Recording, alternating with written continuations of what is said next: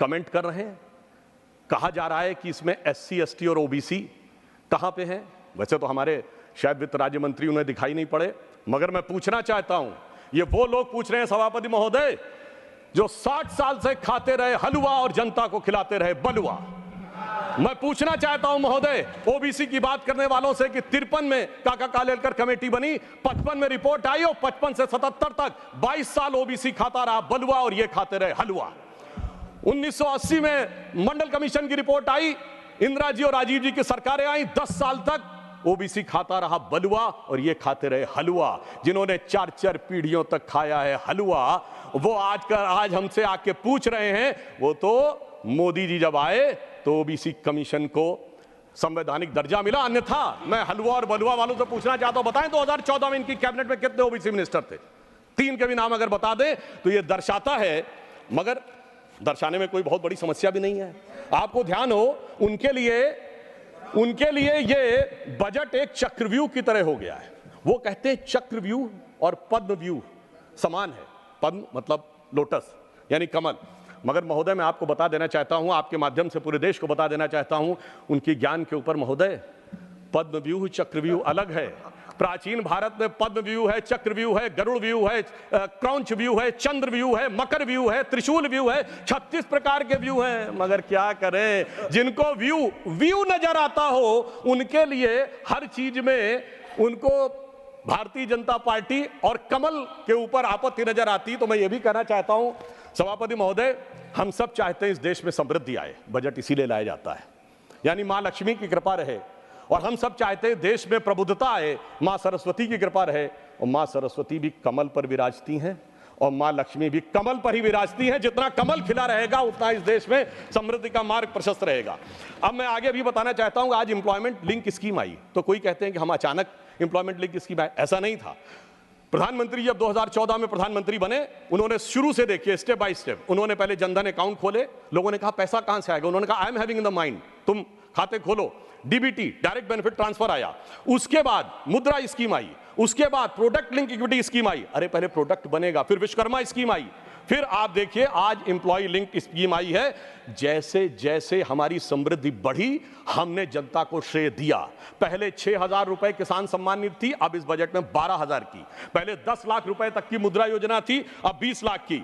और महोदय इनका हथियार है भ्रम और भय, हमारा है विकास और विश्वास। मैं याद दिलाना चाहता हूं कि इन लोगों ने मात्र 1.5 साल पहले इस बात का प्रबल प्रचार किया था कि SBI बर्बाद हो गया, LIC बर्बाद हो गया, HAL बर्बाद हो गया। तो मैं आपके माध्यम से सदन के संज्ञान में लाना चाहता हूं कि LIC ने पिछले क्वार्टर में 17,000 करोड़ रुपए का प्रॉफिट दर्ज किया है, जो LIC का ऑल टाइम हाई है। स्टेट बैंक ऑफ इंडिया ने पिछले क्वार्टर में 21,000 करोड़ का प्रॉफिट दर्ज किया है, जो प्राइवेट और गवर्नमेंट मिलाकर सबसे ज्यादा है। SBI का ऑल टाइम हाई नहीं है, इवन रिलायंस से भी ज्यादा है।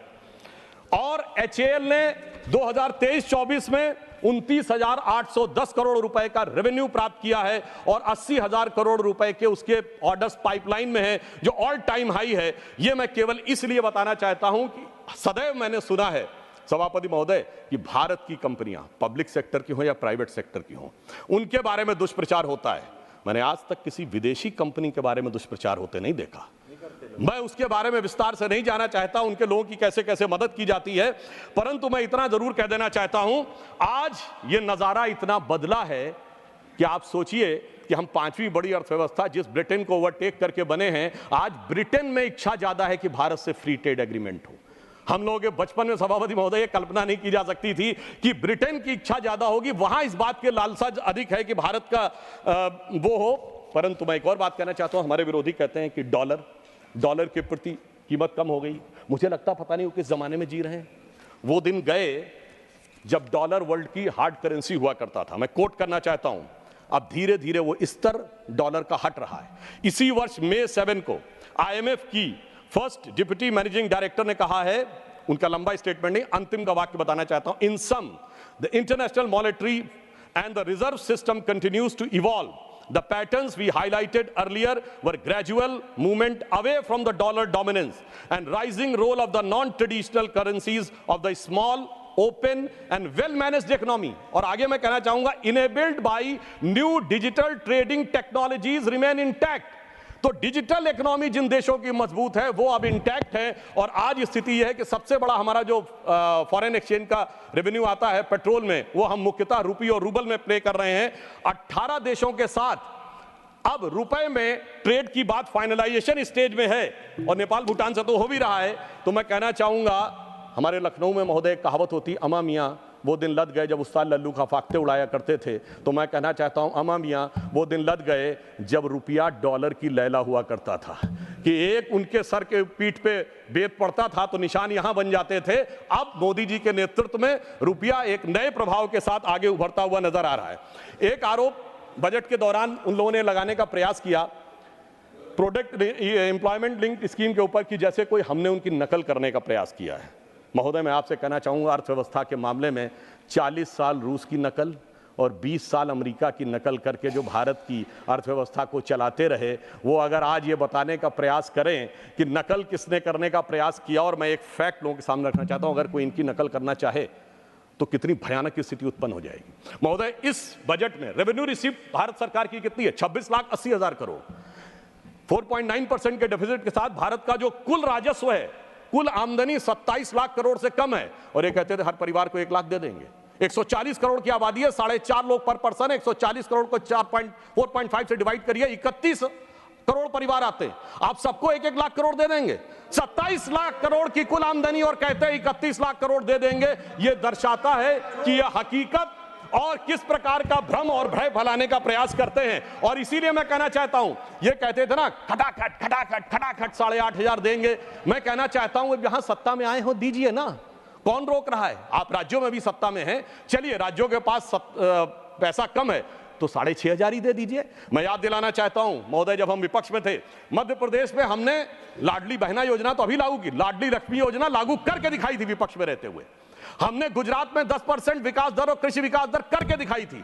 हमने कर्नाटक में 0% rate of interest, financial liability की बात कर रहा हूं, फर्स्ट ईयर में किसानों के एग्रीकल्चर लोन पे करके दिखाया था। इसलिए ये करने में नहीं, किसी भी प्रकार का हल्ला मचाने में अधिक रुचि रखते हैं। और मैं इस बजट की एक और प्रशंसा करना चाहूंगा कि भारत की पहचान और सांस्कृतिक विषय को किस प्रकार से आगे बढ़ाना चाहिए, इसके लिए नालंदा, बोधगया और उड़ीसा के लिए जिस प्रकार के धन का आवंटन किया गया है वो बहुत प्रशंसनीय है। हाँ, ये जरूर कहना चाहूंगा, अभी हमारे मित्र इमरान प्रतापगढ़ी जी बोल रहे थे, तो मैं कहना चाहता हूं, हम तो भारत की पहचान उठाना चाहते हैं, मगर इन लोगों के अरमान हमेशा पहचान छुपाने वालों के साथ ही क्यों लुके रहते हैं?